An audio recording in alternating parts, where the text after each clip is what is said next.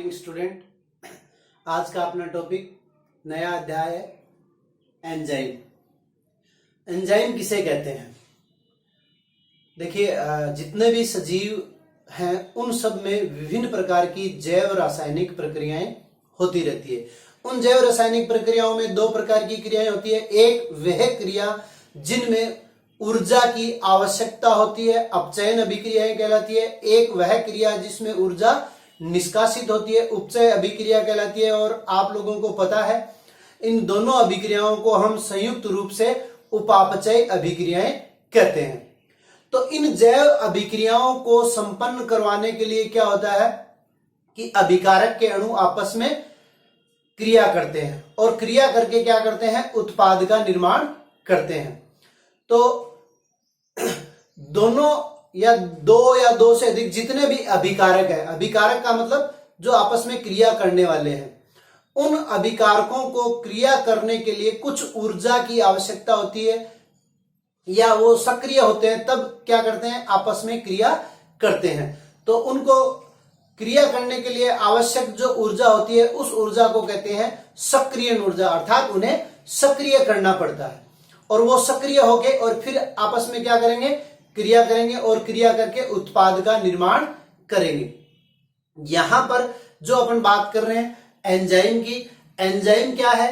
वे रासायनिक पदार्थ जो क्या करते हैं, किसी भी अभिक्रिया की सक्रिय ऊर्जा को कम कर देते हैं, किसी भी अभिक्रिया की सक्रिय ऊर्जा को कम कर देते हैं और अभिक्रिया के अंत में स्वयं वैसे के वैसे प्राप्त हो जाते हैं, एंजाइम कहलाते हैं। या एंजाइम की जो पूर्ण परिभाषा है वो क्या है? प्रोटीन से बने हुए।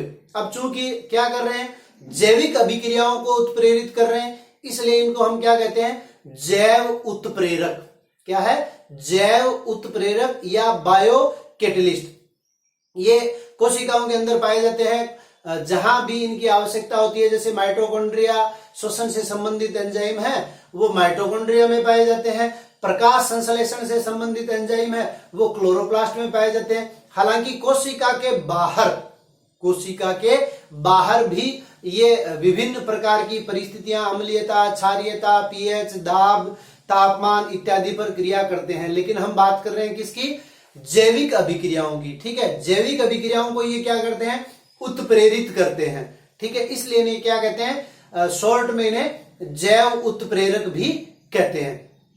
संपूर्ण परिभाषा एंजाइम की होती है प्रोटीन से बने हुए, क्या कह रहा हूं मैं, प्रोटीन से बने हुए ऐसे जैव उत्प्रेरक, प्रोटीन से बने हुए ऐसे जैव उत्प्रेरक जो किसी भी अभिक्रिया की दर को क्या करते हैं, बढ़ा देते हैं, किसी भी अभिक्रिया की दर को बढ़ा देते हैं, या यूं कहें कि किसी भी अभिक्रिया की सक्रिय ऊर्जा को क्या करते हैं, सक्रिय ऊर्जा को कम कर देते हैं और अभिक्रिया के अंत में पुनः वैसे के वैसे प्राप्त हो जाते हैं। एक उदाहरण द्वारा हम समझ सकते हैं, जैसे हमें सामान्यतः सभी घरों में सुबह सुबह चाय बनती है। ठीक है, तो चाय बनाने के लिए क्या करते हैं, सबसे पहले पानी में चाय पत्ती डालते हैं और चाय पत्ती डालने के पश्चात भगोने को गैस के ऊपर रखते हैं। तो वो गैस यहाँ क्या कर रहा है, उत्प्रेरक का कार्य कर रहा है। वो चाय पानी में चाय पत्ती, दूध, चीनी वगैरह डाल के अगर हम रख दें तो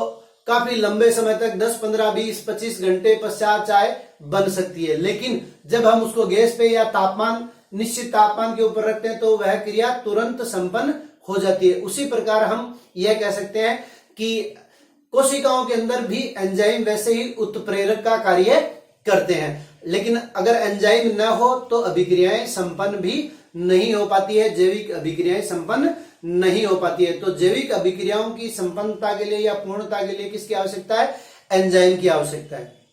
दूसरा, इस अध्याय में कुछ इतिहास दिया हुआ है। इतिहास का मतलब है विभिन्न वैज्ञानिकों के नाम, सन हमें यहां याद रखने की जरूरत नहीं है। तो आप लोग ध्यान रखिएगा, यहां मैंने बोर्ड पे सारे पॉइंट लिखे हुए हैं, मैं उनको एक बार पढ़ के आपको बता देता हूं। इन सभी पे एक एक नंबर का प्रश्न बनता है इतिहास में। देखिए, सबसे पहला है जैव उत्प्रेरक के रूप में किसने पहचान की? एंजाइम की सबसे पहले जैव उत्प्रेरक के रूप में किसने पहचान की? बर्जीलियस ने। एक क्वेश्चन बन गया अपना। दूसरा क्वेश्चन, यीस्ट कोशिकाओं से जटिल एंजाइम जाइमेज, सबसे पहले यीस्ट कोशिकाओं के द्वारा, और यीस्ट आप लोग जानते हैं एक कोशिकीय कवक है, और उनसे एक एंजाइम पृथक किया गया जिसका नाम था जाइमेज। किसने पृथक किया? एडवर्ड बुकनर ने। यीस्ट कोशिकाओं से जटिल एंजाइम जाइमेज खोजा किसने? एडवर्ड बुकनर ने। फिर एंजाइम शब्द का सबसे पहले उपयोग किसने किया? एंजाइम एक अंग्रेजी शब्द है जिसको हिंदी में प्रकीर्णु कहते हैं।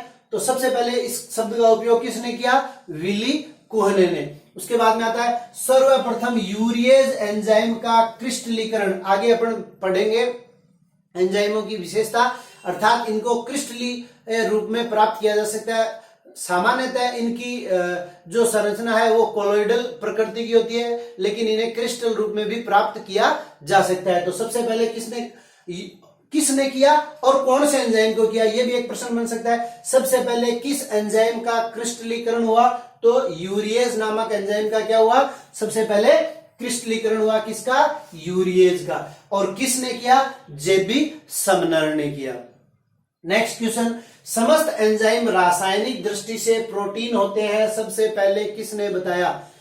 समस्त एंजाइम, एक अपवाद भी है अपने पास, राइबोजाइम, जिसमें प्रोटीन नहीं पाया जाता, लेकिन अधिकांश एंजाइमों में क्या होता है? प्रोटीन पाया जाता है। तो हम ये कह सकते हैं ये प्रोटीनीकृत प्रकृति के होते हैं। तो समस्त एंजाइम रासायनिक दृष्टि से प्रोटीन होते हैं, सबसे पहले किसने बताया?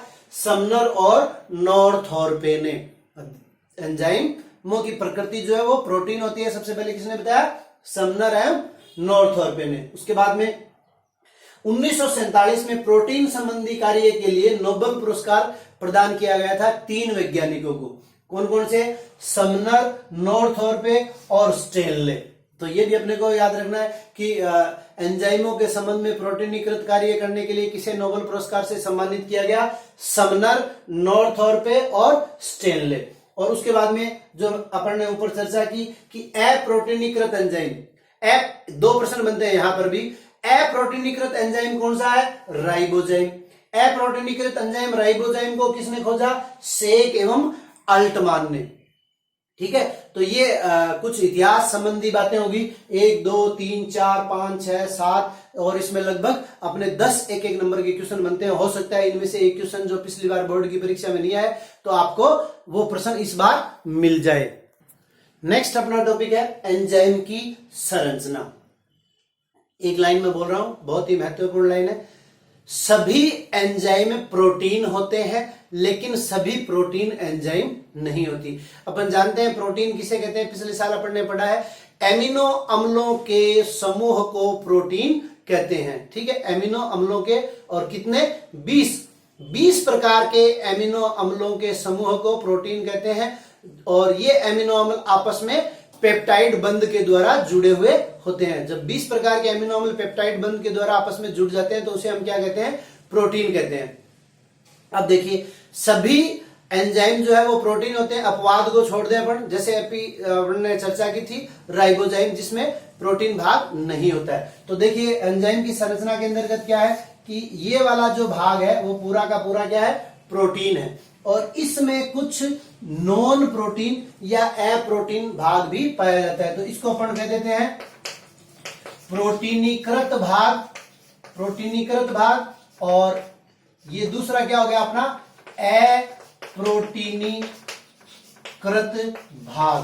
अप्रोटीनीकृत भाग, प्रोटीनीकृत भाग जो है उसको कहते हैं साइंटिफिक लैंग्वेज में एपो एंजाइम। Apo enzyme. और नॉन प्रोटीनीकृत भाग है उसको क्या कहते हैं? कोफैक्टर। तो ये दो चीज होगी अपने पास एंजाइम के अंतर्गत। तो संपूर्ण एंजाइम को क्या कहेंगे? संपूर्ण एंजाइम कहलाएगा होलो एंजाइम। तो अपनी एक रिएक्शन बन जाती है यहां पे, holoenzyme is equal to apoenzyme, apoenzyme plus cofactor. ठीक है, तो प्रोटीनीकृत भाग और अप्रोटीनीकृत भाग दोनों को मिलाकर क्या कह देते हैं? Holo enzyme. प्रोटीनीकृत भाग एपो एंजाइम जो कि प्रोटीन का बना हुआ होता है, और आप लोगों को पता है प्रोटीन एमिनो अम्ल के बने होते हैं। और कोफैक्टर, ठीक है, holoenzyme is equal to apoenzyme plus cofactor. अब कोफैक्टर क्या है देखिए ये 3 नाम मैंने लिखे हैं। कोफैक्टर क्या क्या हो सकता है, कोफैक्टर के प्लेस पे क्या क्या चीजें आ सकती है, ठीक है। तो कोफैक्टर में प्रोस्थेटिक समूह, प्रोस्थेटिक समूह का मतलब होता है कार्बनिक पदार्थ। कौन जुड़ा हुआ है प्रोटीनीकृत भाग के साथ, और आप लोगों को पता है प्रोटीन भी क्या है, एक प्रकार का कार्बनिक पदार्थ ही है, ठीक है। और इसके साथ दूसरा कार्बनिक पदार्थ सघनता से जुड़ा हुआ है, यानी टाइटली जुड़ा हुआ है, अटैच्ड है उसके साथ। एग्जाम्पल साइटोक्रोम और फ्लेवोप्रोटीन। अर्थात जब हम प्रोटीनीकृत भाग और अप्रोटीनीकृत भाग को अलग अलग करना चाहें तो वो आसानी से अलग नहीं हो सकते, और उसमें साथ साथ में कुछ प्रोटीनीकृत भाग भी टूट जाता है। इस प्रकार के अप्रोटीनीकृत भाग या कोफैक्टर को हम क्या कहते हैं, प्रोस्थेटिक समूह। दूसरा अपने पास कोएंजाइम। कोएंजाइम का मतलब भी वही है कि यहां पर भी कार्बनिक पदार्थ ही जुड़े हुए रहते हैं, लेकिन वो इतनी सघनता से नहीं जुड़े हुए रहते। अगर हम उनको अलग करना चाहें तो वो आसानी से अलग हो सकते हैं, जैसे NADP, FAD, NAD कोएंजाइम में NADP का नाम आप लोगों को पता है, nicotinamide adenine dinucleotide phosphate. FAD flavin adenine dinucleotide. NAD nicotinamide adenine dinucleotide. तो जब कार्बनिक पदार्थ ही जुड़े हुए हैं लेकिन वो सघनता से नहीं जुड़े हुए हैं तो उसको क्या कह देंगे, कोएंजाइम। और तीसरा जो अपन ने खनिज पोषण में भी पढ़ा था, सक्रियक, यानी ये कुछ धातु आयंस होते हैं। क्या है, आयंस, क्योंकि आप लोगों को पता है खनिज लवणों का अवशोषण आयन के रूप में होता है, और वे आयन जब इस अप्रोटीनीकृत भाग के रूप में प्रोटीनीकृत भाग या एपोएंजाइम के साथ उपस्थित होते हैं तो उसे हम कह देते हैं सक्रियक। तो ये तीनों जो है कोफैक्टर, कोफैक्टर का मतलब अप्रोटीनीकृत भाग। ये अप्रोटीनीकृत भाग जब प्रोटीनीकृत भाग के साथ में जुड़े हुए रहेंगे तभी एंजाइम क्या होगा, सक्रिय होगा। तो हम यूं कह सकते हैं कि एंजाइम की जो पूर्व अवस्था होती है उसे अपन कह देंगे प्रो एंजाइम, ठीक है। और प्रो एंजाइम यानी एंजाइम की निष्क्रिय अवस्था क्या कहलाती है, प्रो एंजाइम।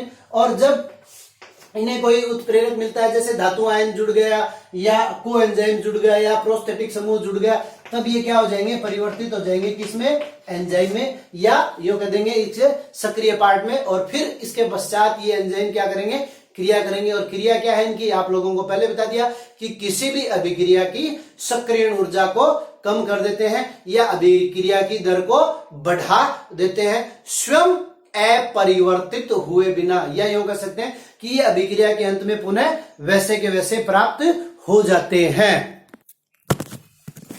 अगला अपना टॉपिक है एंजाइम के गुण या विशिष्ट गुण या एंजाइम की प्रकृति। क्या होता है, पहला प्रोटीनीकृत प्रकृति अपन ने देखा कि जो संरचना के अंतर्गत एपो एंजाइम है, यानी एंजाइम का अधिकांश भाग जो है वो किसका बना हुआ है, प्रोटीन का बना हुआ है। उसके बाद में दूसरा जो कैरेक्टर है अपना वो क्या है, कोलाइडल प्रकृति, अर्थात इनका पृष्ठीय क्षेत्रफल जो है वो बहुत अधिक होता है। या आपको मैं बता दूं कि एंजाइम जिस पदार्थ पर क्रिया करता है उसे क्या कहते हैं, आधार, आधार या सबस्ट्रेट, अंग्रेजी में कहते हैं सबस्ट्रेट या आधार। तो जिस अणु पर या जिस पदार्थ पर एंजाइम क्रिया करता है वो क्या कहलाता है, आधार का अणु। आधार के अणु की तुलना में एंजाइम के अणु की प्रकृति जो है बहुत ज्यादा होती है या बहुत बड़ा आकार इसका होता है। तीसरा विशिष्टता, जैसा अपन पढ़ रहे हैं विशिष्ट गुण, स्पेसिफिक। एंजाइम क्या होते हैं, विशिष्ट होते हैं, जैसे निरपेक्ष, पहली विशिष्टता है निरपेक्ष विशिष्टता। निरपेक्ष विशिष्टता का मतलब जिस प्रकार मान लीजिए कोई आधार है यूरिया, तो यूरिया के ऊपर काम करने वाला एंजाइम क्या है, यूरिएज। इससे पहले मैं आपको 3 एंजाइम के नामकरण के नियम बता देता हूं, नाम एंजाइमों का नामकरण कैसे करते हैं, ठीक है ना। तो 3 नियम है इसके। पहला नियम है कि जिस आधार के ऊपर एंजाइम क्रिया करते हैं उस आधार के अंत में एज सफिक्स लगाकर उसका नाम लिख देते हैं, एज। जैसे यूरिया पे काम करने वाला एंजाइम यूरिएज, माल्टोज पे काम करने वाला एंजाइम माल्टेज, कार्बोहाइड्रेट पे काम करने वाला कार्बोहाइड्रेज, ठीक है। इस प्रकार से जिस आधार के ऊपर एंजाइम काम करता है उसके अंत में एज सफिक्स लगाकर उसका नामकरण किया जा सकता है। दूसरा नियम है कि जिस प्रकार की अभिक्रिया में एंजाइम भाग लेता है उस अभिक्रिया के अंत में एज शब्द लगाकर उसका नामकरण किया जा सकता है। जैसे ऑक्सीकरण की अभिक्रिया में भाग लेने वाला एंजाइम ऑक्सीडेज, अपचयन की अभिक्रिया में भाग लेने वाला एंजाइम रिडक्टेज। तीसरा नियम है नामकरण का कि जिन स्रोतों से एंजाइम प्राप्त होते हैं, जिन स्रोतों से एंजाइम प्राप्त होते हैं उन स्रोतों के आधार पर एंजाइमों का नामकरण किया जा सकता है। जैसे पपीते से प्राप्त होने वाला एंजाइम पेपेइन, फाइकस से प्राप्त होने वाला एंजाइम फाइसिन। एक शब्द आता है IUB, क्या है IUB, फुल फॉर्म भी पूछी जा सकती है इसकी। IUB की फुल फॉर्म क्या है? International union of biochemistry, international union of biochemistry. तो इंटरनेशनल यूनियन ऑफ बायोकेमिस्ट्री के गठन से पूर्व कुछ एंजाइमों के नाम जैसे चले आ रहे थे उन नामों को ज्यों का त्यों स्वीकार कर लिया गया। ठीक है, जैसे पेपेइन, ठीक है, पेप्सिन, ट्रिप्सिन, काइमोट्रिप्सिन। तो इन एंजाइमों के अंत में अपन देखते हैं कि एज शब्द नहीं है। तो इसका कारण क्या है? इसका कारण यही है, आप ध्यान में रखेंगे कि ये जो चौथा नियम है, चौथा नियम क्या है कि IUB के गठन से पूर्व कुछ एंजाइमों के नाम जैसे चले आ रहे थे उनको ज्यों का त्यों स्वीकार कर लिया गया। इनमें उदाहरण अपन दे सकते हैं पेप्सिन, ट्रिप्सिन, काइमोट्रिप्सिन। अब आ जाइए वापस विशिष्टता। एंजाइम विशिष्ट होते हैं। तो पहला निरपेक्ष, आपको बता दिया कि जिस पदार्थ के ऊपर एंजाइम काम करता है उसी पदार्थ पे वो काम करेगा। जैसे यूरियज एंजाइम है, वो है यूरिया के ऊपर ही काम करता है, अन्य किसी आधार के ऊपर वो काम नहीं करता। दूसरा क्या है? समूह विशिष्टता, यानी एक प्रकार के समूह, जैसे हेक्सोकाइनेज है, ठीक है, हेक्सोकाइनेज क्या करता है? ये शर्कराओं के ऊपर ही काम करता है, तो दूसरे प्रकार के पदार्थों के ऊपर काम नहीं करता, लेकिन समस्त शर्कराओं के ऊपर ये काम कर सकता है। तीसरा है बंध विशिष्टता, यानी एक प्रकार के बंधों के ऊपर ही वो काम करेंगे। जैसे फास्फोडाइएस्ट्रेज, फास्फोडाइएस्ट्रेज जो है वो फास्फोडाइएस्टर बंध पर ही क्रिया करता है। चौथा है त्रिविम विशिष्टता।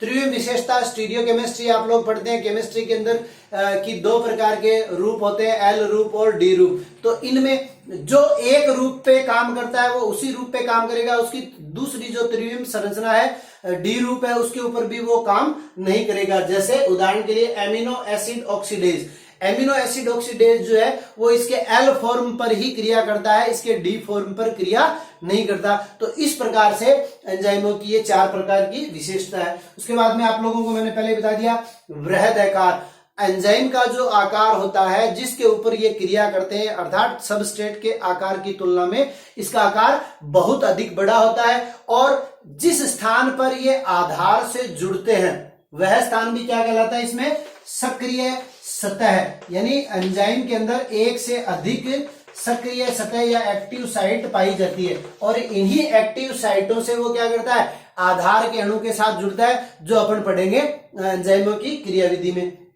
उसके बाद में अम्लीय एवं क्षारीय। तो आप लोग जानते हो प्रोटीन क्या है? प्रोटीन उभयधर्मी प्रकृति की होती है। उभयधर्मी प्रकृति की होने के कारण, अर्थात उभयधर्मी का मतलब न तो अम्लीय है और न ही क्षारीय है, तो इस कारण से ये दोनों प्रकार के माध्यम में क्रिया करते हैं, अम्लीय और क्षारीय। एंजाइम इष्टता, इष्टता का मतलब है पीएच। पीएच आप लोग जानते हो किसे कहते हैं? हाइड्रोजन आयनों की ऋणात्मक सांद्रता क्या कहलाती है?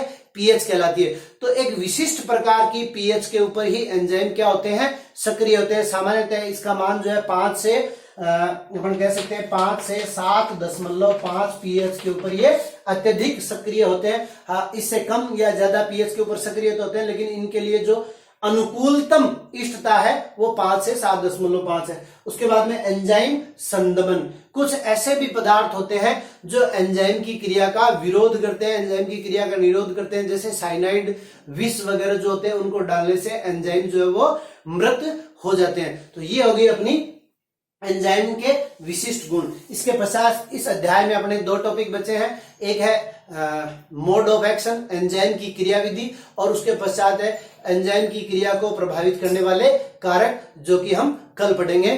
धन्यवाद।